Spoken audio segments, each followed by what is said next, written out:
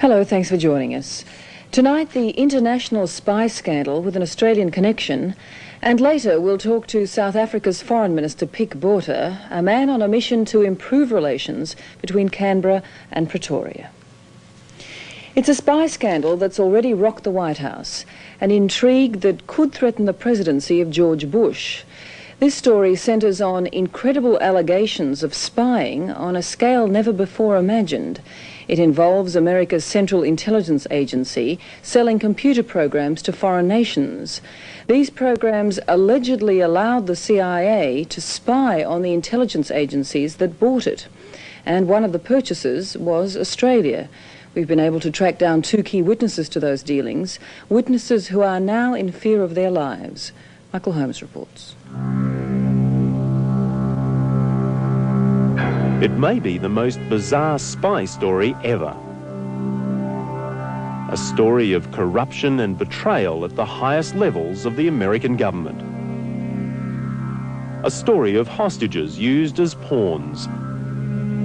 Of the CIA spying on its friends. Of murders made to look like suicides. I think it's about time to get the whole story out. His name is Ari Ben-Menashe. He's a former Israeli intelligence agent. Once it's out, there's no reason to hurt me physically anymore. And today, he is hiding in Australia, in fear, he says, of his life. So many people in the last 10 years who were working for the various governments on these issues, due to cover-ups, died mysteriously. He claims the United States tried to spy on ASIO, the Australian Security Intelligence Organisation, by selling it a computer program that contained a hidden keyhole, a lock for which the CIA had a master key. The computer software is called Promise. It's designed to track millions of pieces of information on tens of thousands of people. And it's alleged to have been installed in dozens of government departments and security agencies around the world.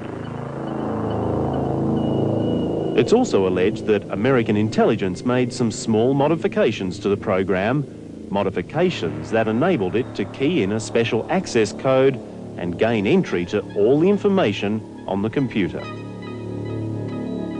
It would be equivalent to going into ASIO and reading the handwritten files of all the agents, except the computer has them neatly organized and typed and instantly indexed, so it's much more convenient.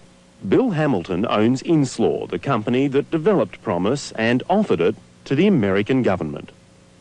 They would not have bothered to sell it to all these countries without first preparing it in such a way that it would be an easier avenue of penetration into the files of these foreign governments. The whole story might never have emerged but for the fact that the American government didn't own Promise. It pirated the software from Bill Hamilton's company. We were dumbfounded, couldn't conceive of it. Hamilton's contract with the US Department of Justice to supply the Promise software was cancelled in 1982 without any real explanation.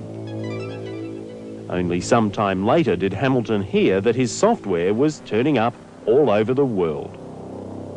I don't know how much Australia paid. I've been told that Israel paid $5.5 million. Ari Ben-Menashe confirms that Promise was sold to Israel, but claims the Israelis, unlike the Australians, were in on the secret. The whole idea was that we would study it, the Americans then would sell it to our neighbors, and then we could, by using telephone lines, get into our neighbors' computers. But then our American friends just took it a step further. They sold it to their allies as well, including Australia. The list of countries which allegedly bought the Promise software reads like a who's who of America's friends, as well as its most bitter enemies. Is spying on your friends considered a fair thing to do in the intelligence world? Oh, it is. It's always done.